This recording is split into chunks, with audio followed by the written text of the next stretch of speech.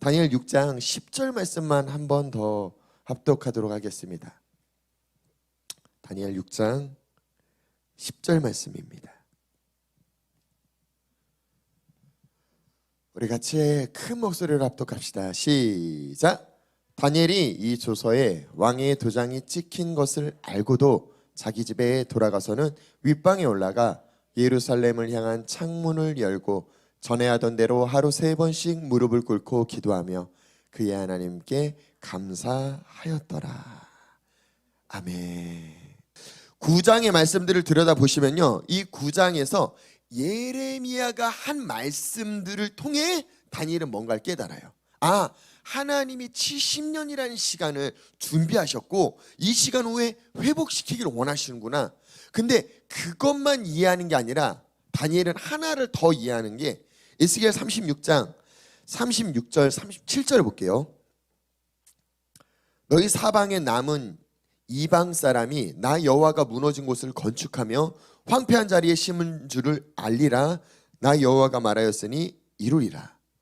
주 여호와께서 이같이 말씀하셨느니라. 그래도 이스라엘 족속이 이같이 자기들에게 이루어 주기를 내게 구하여 할지라. 이게 무슨 얘기냐면요, 마치 하나님이 70년 정했어요. 그럼 어떤 사람은요, 하나님 70년 정했으니까 바뀌지 않아, 그대로 받아들이는 사람이 있어요. 근데 하나님 스스로가 얘기하는 거예요. 70년은 하나님의 계획이에요. 하나님의 뜻이에요. 근데 그럼에도 너희는 구해야 돼. 뭘 구해야 돼요? 하나님이 70년이라는 시간을 둔 까닭을 찾아야 돼요. 그리고 이 원인, 그 까닭을 찾고 본질로 들어가 보면 하나님의 마음의 의도는 사람들이 생각을, 마음을 돌이키고 하나님께 돌아왔으면, 회복했으면 좋은 거지, 이 시간을 꽉 채우는 게 하나님의 뜻이 아니라는 거예요. 그러니까 하나님은 사람들에게 얘기하는 거예요.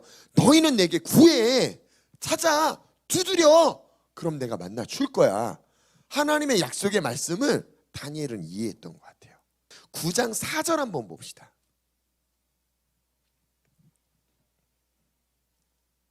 다니엘의 기도에는요, 다니엘은 이걸 확실히 이해한 자더라고요.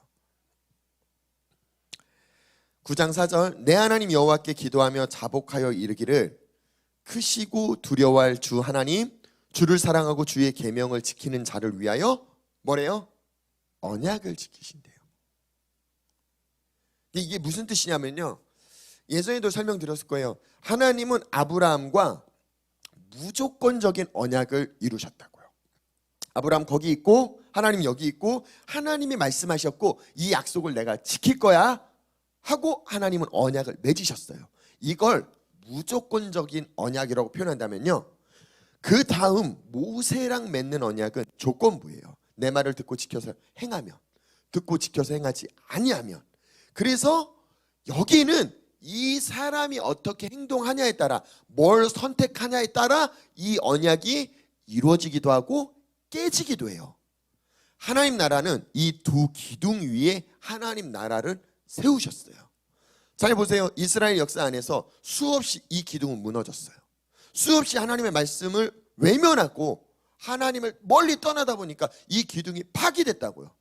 근데 영원히 변하지 않은 한 기둥이 남았어요. 그게 무엇입니까? 하나님 스스로가 약속한 언약이라는 거예요. 지금 다니엘은 이 기둥이 깨졌어요. 하나님의 성전이 불타버렸어요. 자기 나라가 무너졌어요. 여러 열방에 지금 노예로 쫓겨난 자기 민족들을 다니엘은 알고 있어요. 그러니까 이 언약은 깨졌다고요. 근데 지금 다니엘이 말하는 언약은 무엇입니까? 하나님의 무조건적인 언약이요. 하나님의 성품을 이해하지 않고서는 이 언약을 이해할 수가 없더라고요. 다니엘은 이 언약을 이해했어요. 이해하고 난 다음에 아까 말씀드렸던 열왕기상 8장이라든지 역대하 6장 7장을 들여다보면 하나님이 응답하는 시점에 하나님이 뭐라고 표현하느냐, 내 이름으로 일컬음을 받은 내 백성이 내 얼굴을 구하면이에요. 그러니까 하나님의 일컬음으로 일어난 백성들이요. 그러니까 지금 우리가 계속 강조하고 있는 가장 중요한 포인트 뭡니까? 하나님의 형상이요, 하나님의 모양이요, 하나님의 뜻의 그 정체성을 온전히 이해한 자들이요. 그들에게 무엇이 남아있습니까? 하나님의 언약이 살아있다라는 거예요. 약속이 살아있다라는 거예요. 다니엘 9장은요, 이 다니엘이 계속 기도하는 장면이 있다라고 말씀드렸을 거예요. 다니엘의 기도는요, 마치 자기는 자기 혼자 사는 거에 문제가 없어요. 나라가 거듭할수록 자기는 총리로서 살만하지 않겠습니까? 근데 왜 목숨을 걸고 하지 말라는 걸 하면서까지 이토록 하나님께 간구했어야 할까요? 하나님의 언약을 붙잡고 뭘 원했을까요? 다니엘 9장 5절부터 19절까지 보시면요, 두 가지 측면이 나와요. 첫 번째 어떤 측면이냐면 5절부터 14절까지 보면요, 선지자적 관점의 측면이 나와요. 또 하나 15절부터 19절까지는요, 제사장적인 관점의 측면이 나와요. 이게 무슨 뜻이냐면요, 선지자는요, 하나님으로부터 나와서 하나님의 임 역할을 하는 거잖아요. 그러면 누구에게 사역해요? 사람들에게요. 하나님의 말을 사람들에게 대언해 주는 거잖아요. 성경 안에 있는 선지자들은 뭐라고 대언하느냐? 너 이게 잘못됐고, 이게 문제고, 이게 하나님이랑 틀려졌고, 너 이걸 회개해야 되고, 계속 문제만을 지적해요. 누가요? 선지자가요. 기억하십시오. 우리 시대에 뛰어난 선지자가 많다라는 건요, 그만큼 우리 시대에 문제가 많다라는 거예요. 좋아할 일은 아닌 것 같아요. 정반대로요, 제사장적 관점은 어떤 관점이냐, 성경을 한번 들여다보면서 설명드릴게요. 여기는 한번 찾아봤으면 좋겠어요. 9장 15절. 다 찾아볼 수 없으니까요, 나중에 9장 5절부터 19절까지 목사님이 얘기했던 이 두 가지 측면이 이런 게 있구나라는 거 한번 읽어보시면서 찾아보시면 좋을 것 같아요. 15절 보면요, 다니엘은 이렇게 기도합니다. 강한 손으로 주의 백성을 애굽 땅에서 인도하여 내시고 오늘과 같이 명성을 얻으신 우리 주 하나님이여, 우리는 범죄하였고 악을 행하였습니다. 조금 더 볼게요. 18절 볼게요. 나의 하나님이여, 귀를 기울여 들으시며 눈을 떠서 우리의 황폐한 상황과 주의 이름으로 일컫는 성을 보옵소서. 우리가 주 앞에 간구하옵는 것은 우리의 공의를 의지하여 하는 것이 아닙니다. 그러니까 내가 잘났다라고, 내가 맞다고 내가 우기는 게 아니라는 거예요. 주의 긍휼을 의지한대요. 이게 무슨 뜻이냐면요, 하나님, 맞아요, 하나님이 애굽 땅에서 우리를 구원했는데, 근데 우리가 참 징글맞게 말 안 듣죠. 속썩이죠. 약간 동물 같아요. 우리는 하나님이 아무리 얘기해도 못 알아듣고, 하나님이 얼마나 우리를 사랑했는데, 그러니까 우리가 정당하다고 우리를 용서해 달라는 게 아니라, 하나님이 우리를 얼마나 사랑했으면 애굽 땅에서 우리를 건져내십니까? 그러니까 그 사랑으로, 그 긍휼로 우리를 용서해 주세요라고 표현하더라고요. 그 뒤에 한번 19절도 볼까요? 주여 들으소서, 주여 용서하소서, 주여 귀를 기울이시고 행하소서, 지체하지 마옵소서. 나의 하나님이여, 여기 밑줄 그어주세요. 뭐라고 써 있습니까? 주 자신을 위해 하옵소서. 그러니까 용서는 해달라고 하는데 누구 때문에 용서해달래요? 하나님 자신을 위해서 해달래요. 그러니까 제사장적인 측면은요, 누구에게 사역하는 거냐? 하나님의 마음을 만지는 거예요. 하나님에게, 인간이 어떻게 하나님에게 사역하느냐? 네, 오늘날 우리로 비유를 해볼게요. 부모님이에요. 우리 막 장로님이 자녀들 때문에 너무 고민이 생겼어요. 갖고 막 이 고민 이렇게 막 있잖아요. 갖고 너무 화가 나는 거예요. 너무 화가 나는데 옆에 있는 집사님이 가더니, 장로님 힘들겠어. 이삭이랑 푸름이랑 아유 동물도 아니고 애들이 막 하면서 애들이 계속 욕해요. 그럼 어때요? 분명히 내가 욕했는데 다른 사람이 와서 내 새끼를 욕하면 갑자기 싸우자는 거잖아요. 화가 확, 좀 전까지 내 자녀에게 화났던 그 마음은 사라졌어요. 갑자기 이 사람에게 화가 나기 시작해요. 그러니까 화를 돋구는 거예요. 근데 왔는데, 장로님 얼마나 힘들겠어. 저 녀석들이 장로님 마음도 모르고 장로님이 때렸는데도 그게 때리는 게 지들을 위해서 장로님이 때리고서도 장로님이 얼마나 마음이 아픈 걸 그 녀석들은 알란가 몰라 막 얘기를 하면 장로님이 어떨까요? 내 자녀들이 몰라줬지만 누군가가 지금 내 마음을 이해해주고 있는 거잖아요. 이 이스라엘 백성들을 찢었어요. 나라가 찢어졌어요. 그들이 노예 생활을 하고 있어요. 누가 제일 아픕니까? 하나님이에요. 지금 다니엘은 그 아파하는 하나님의 마음을 지금 위로하고 있는 거예요. 내 백성들의 문제점 아니요, 그거는 지금 선지자적 관점으로 맞습니다. 내 백성들이 이것도 잘못했어요, 이것도 잘못했어요, 이것도 잘못했어요. 그게 계속 앞에 서론에서 먼저 이야기를 한다면 후반부에는 그렇게 잘못했는데 하나님이 그들을 애굽 땅에서 구원하지 않았습니까? 하나님이 그들을 사랑하지 않았습니까? 긍휼하지 않았습니까? 품으시지 않았습니까? 답이 없는 그들, 그대로 냅두면 그들도 고통스럽지만 하나님 자신이 더 고통스럽잖아요. 하나님을 위해서 그들을 좀 용서해 주시면 안 돼요? 하나님이 이 다니엘에게요 너무 기분이 좋으셨던 것 같아요. 하나님의 마음을 이해하고 위로하니까요 갑자기 기도할 때 하나님이 천사를 보내요. 어떻게요? 내가 기도할 때 이전에 환상 중에 본 그 사람 가브리엘이요 빨리 날아서 뭐라고 써 있어요? 여기에 저녁 제사를 드릴 쯤에 라고 표현하죠.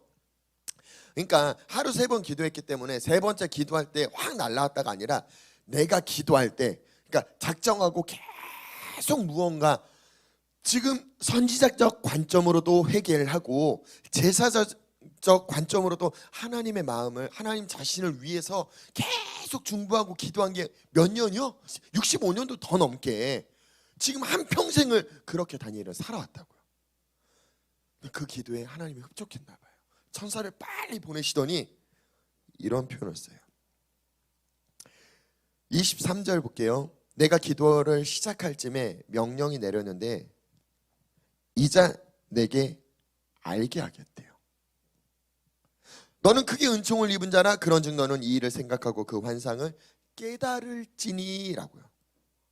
9장 2절 보시면요 예레미야 말씀을 통해 하나님의 계획, 하나님의 뜻을 다니엘은 뭐 했다라고 성경에 기록되어 있습니까? 깨달았다라고 기록되어 있어요. 근데 하나님이 천사를 보내서 뭐라고 표현합니까? 깨닫게 해주겠대요. 그러니까 깨달았다라는 사람과 깨닫게 해주겠다라는 이 간격이 생기더라고요. 다니엘에 대해서 우리 다시 한번 묵상을 해보면요 1장에 다니엘이 어떻게 선택받게 됩니까? 지금 유대 땅 안에서 그래도 나름 똑똑하다라고 생각하는 애를 뽑은 거잖아요. 바벨론으로 그렇게 착출해 간 거잖아요. 그랬는데 그가 마음을 뜻을 정하고 하나님 말씀대로 구별되게 시간을 보냈더니 왕 앞에 서기 전에 하나님의 은혜로 이에게 뭘 부어주십니까? 지혜를 부어주셨대요. 아니 지혜가 있어서 뽑혔는데 지혜를 부어주신대요. 무슨 이야기냐? 세상에서 지혜롭다라고 여긴 건 하나님의 지혜가 더 필요한 영역을 지금 표현해주고 있어요. 그 지혜가 부어졌더니 왕 앞에 설 때 1장 20절에는요 명확하게 뭐라고 표현하느냐? 이 많은 술객들, 바벨론의 수많은 지혜자들, 그들도 지혜 뽑힌 사람들 중에 선별된 거잖아요. 그들보다 10배가 뛰어났대요. 누가요? 다니엘이요. 오늘날 쉽게 표현하면요 저기 시골에서 전교 1등 하던 애예요. 근데 서울 강남에 딱 갔어요. 어떻게 됩니까? 학교 들어가자마자 자기는 멘붕이 오는 거예요. 내가 반에서 20등 30등을 하는 거예요. 난 분명히 전교 1등으로 와 프라이드가 강해갖고 처음 안녕 얘들아 잘 지냈으면 좋겠어 잘 부탁해 하고 안고 처음 중간고사 보자마자 시험지 찍고 싶고 난 패배자가 된 것 같고 내가 왜 이렇게 멍청한 것 같고 그 중에 이제 똑똑한 애들이 가는 데가 어디예요? 서울대를 가요. 서울대 가면 거기에도 뭐가 있어요? 꼴등 있잖아요. 그러니까 지혜 있는 사람들이 모인 영역에 또 지혜가 있고요. 그 영역에 또 갔더니 또 지혜가 있더라고요. 다니엘이 유대 땅 안에서 지혜가 있었는데 하나님이 부어주는 지혜의 영역이 있고요. 그 지혜의 영역으로 느부갓네살도 벨사살 왕도 수많은 사람들에게 사역할 정도의 뛰어난 자였어요. 그리고 그는 예레미야 말씀을 통해 내가 계시 지혜가 있다라고 느낀 것 같아요. 그래서 깨달았습니다 라고 하는데, 하나님이 천사를 보내서 깨달아라. 간격이 지금 굉장히 멀게 느껴지죠? 조금 더 볼게요. 9장 25절 보니까요, 그 앞절 24절에 어떤 스토리가 있냐. 그러니까 오늘 이거 71회를 설명할 수는 없어요. 근데 다니엘이 뭘 깨달았습니까? 하나님의 시간표에 70년이 있다는 걸 깨달았어요. 근데 하나님은 70년이 아니라 71회를 얘기하고 있어요. 그러니까 이 간격이 지금 굉장히 차이가 있죠. 70년이면 끝나겠구나 하고서 계속 몇 년간 기도해왔다고요? 65년 이상으로요. 그러니까 거의 끝물이잖아요, 다니엘 입장에선. 근데 하나님 입장에서는요, 아직이야 라고 표현하는 거예요. 71회라는 하나님의 시간표가 더 있다라는 거예요. 넌 그걸 깨달아야 돼 하고 25절에 그러므로 너는 깨달아 알지니라 라고 표현해요. 이 얘기를 듣고 이 환상을 보고 난 다음에 10장 1절에요, 다니엘에게 다시 과사한 고레스 제3년의 한 일이 벨드사살이라 이름한 다니엘에게 나타났는데 그 일이 참되니 곧 큰 전쟁에 관한 것이라. 다니엘이 그 일을 분명히 알았고 그 환상을 깨달았다라고, 여기도 깨달았다라는 단어가 나오잖아요. 계속 깨닫고 깨달아야 돼. 이 간격이 줄어들지 않아요. 언제까지요? 12장 8절 한번 볼게요. 마지막이에요, 이제 다니엘한테. 12장 8절 뭐라고 써 있어요? 들어도 모르겠대요. 그 지혜자가, 그 계시자가. 다니엘은요, 느부갓네살 왕의 꿈을 듣고 한 번에 해석한 적이 없어요. 하나님이 보여주시고 하나님이 계시해 주시고 난 다음에 전달했지. 그러니까 끊임없이 다니엘은 누구랑 연결돼 있어요? 하나님에게요. 그러니까 그 지혜의 시작이 어디예요? 하나님이라고요. 근데 이 정도는 아니요. 하나님은 더 있다라는 거예요. 하나님은 넓이, 높이, 깊이, 그 크기를 이해할 수가 없대요. 셀 수가 없대요. 그러니까 하나님을 이해하려고 드는 순간 함정에 빠지는 것 같아요. 하나님을 알려고 매일, 언제까지? 죽을 때까지. 그러니까 내가 이 정도면 다 알지, 그렇게 말하는 사람이 이제 가장 큰 문제예요. 그러니까 우리 성도들은 이 정도면 내가 하나님을 좀 알 정도 되지 않나. 아니요, 계속 모르겠습니다, 하나님을 더 알겠습니다라는 고백으로 하나님을 쫓아가는 우리 성도들 되기를 예수님의 이름으로 축복합니다. 71회를 다 설명할 수는 없어요. 하나님이 뭐에 대한 이야기를 했냐? 죄에 대한 이 죄가 완전히 끊겨질 거야 라는 이야기를 하시고요, 회복에 대한 이야기를 하신 거예요. 근데 이 두 가지 측면을 잘 들여다보시면요, 하나님의 의중을 이해할 수 있어요. 결과적으로 말씀드리면요, 예수 그리스도가 이 땅에 오시는 걸 이야기를 하는 거예요. 예수님을 통해 완전히 죄가 끝나고 예수님을 통해 완전한 의가 세워지며 완전한 회복이 주어지는 걸 하나님의 시간표로, 하나님의 때로 하나님은 예비하셨더라고요. 그러니까 다니엘 입장에 예수 그리스도의 사역을 이해할 수 없는 게 당연하죠. 자기 생각할 땐 이 70년 요게 끝나고 예루살렘이 다시 회복됐으면, 우리나라 사람이 다시 모였으면, 이해할 길이 없어요. 우리 지금 2년째 지금 이러고 있지 않습니까? 코로나라는 거 이해할 길이 없는데 끝날 쯤 하면 다시 생기고, 끝날 쯤 하면 다시 생기고, 끝날 쯤 하면 다시 생기고. 약간 그거랑 비슷한 것 같아요.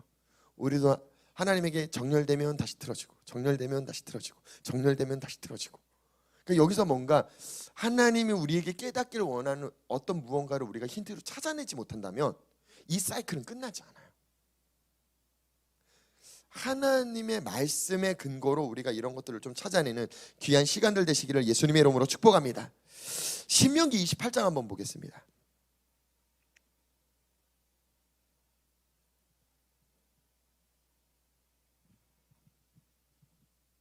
신명기 28장에 보면요, 네가 만일 이 책에 기록한 이 율법의 모든 말씀을 지켜 행하지 아니하고, 우리가 쉽게 이해하는 신명기 28장은요 축복의 장으로 생각을 해요. 예, 맞아요. 네가 나가든지 들어가든지 어딜 가든지 축복이야, 축복이야. 그래서 이 신명기 28장 말씀을 각 가정 신방 때도 기업 신방 때도 굉장히 많이 이 말씀을 인용하거든요. 근데 생각보다 28장이 길어요.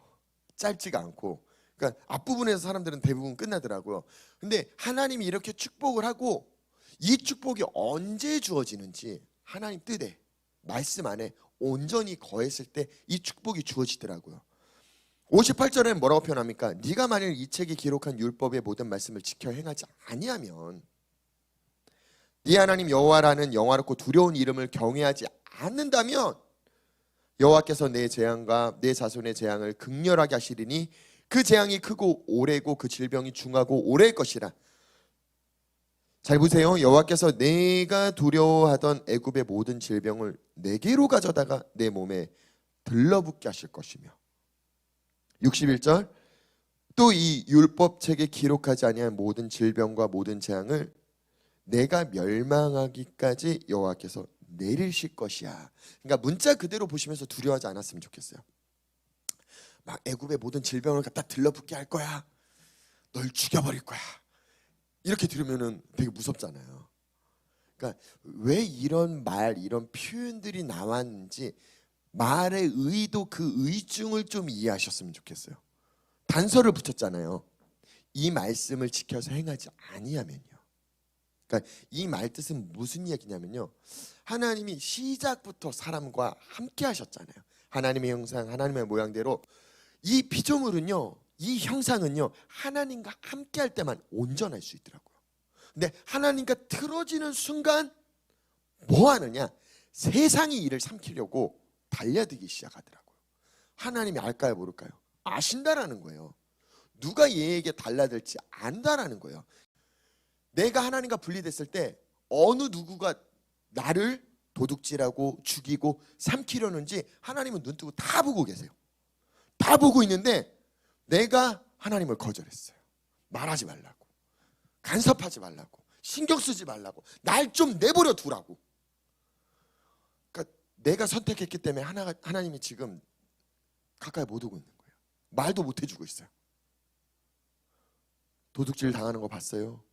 죽임을 당하는 거 봤어요? 이제 삼켜지는 것까지 다 보고 있어요. 얼마나 속 터질까요? 그러니까 하나님이 얘기를 하는 거예요. 내가 거쳐지는 순간 네가 내 말을 묵상하지 않고 내 말을 지켜서 행하지 아니하면 내가 너랑 함께 할 수가 없어. 함께 하지 못하면 너에게 이런 문제가 벌어져. 착실하게 아주 친절하게 얘기를 해줬음에도 불구하고 듣고 싶지가 않은 거예요. 그럼 어떻게 사역해야 돼요? 그러니까 우리가 듣고 싶은 언어로 해야 돼요.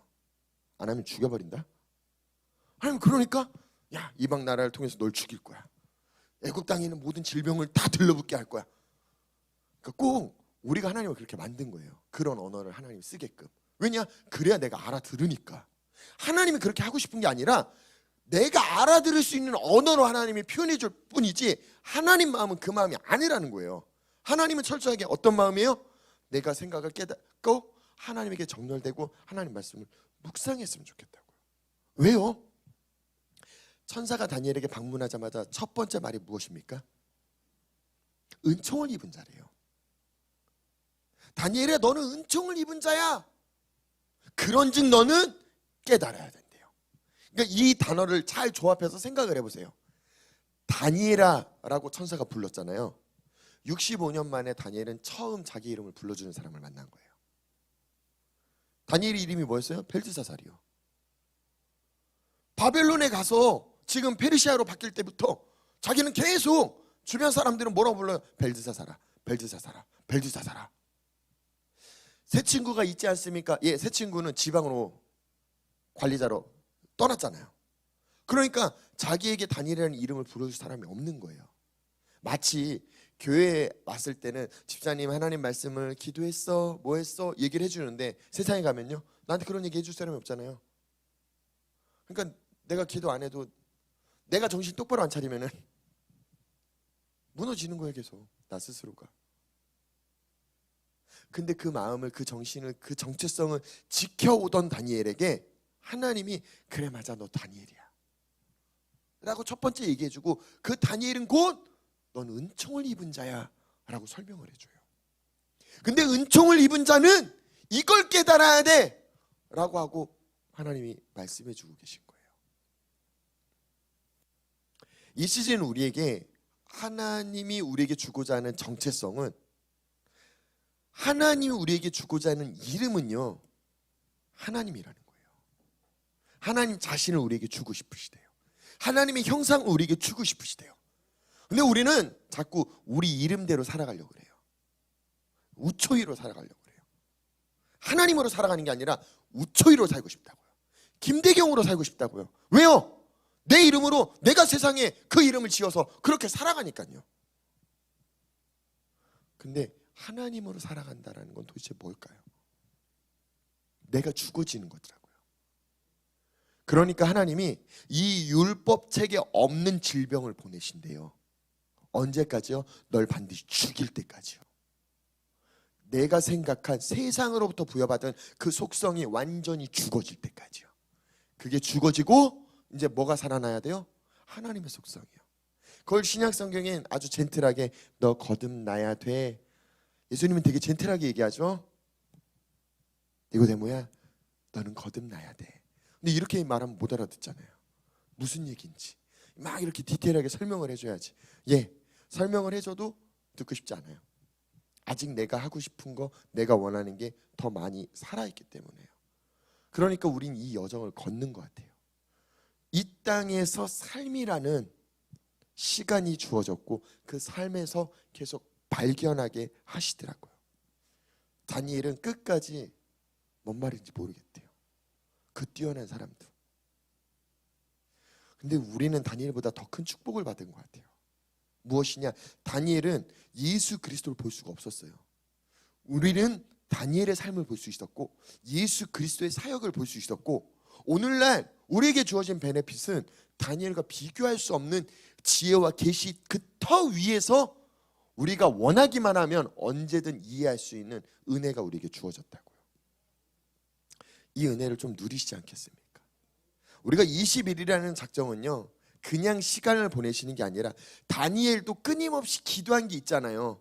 무엇을요? 하나님을 더 알고 하나님을 위로하고 하나님 앞에 회개하고 온전함을 다시 회복하려고. 그래서 70년 안에 이제 끝을 냈으면 좋겠는 그 마음을 지니시는 거 좋아요.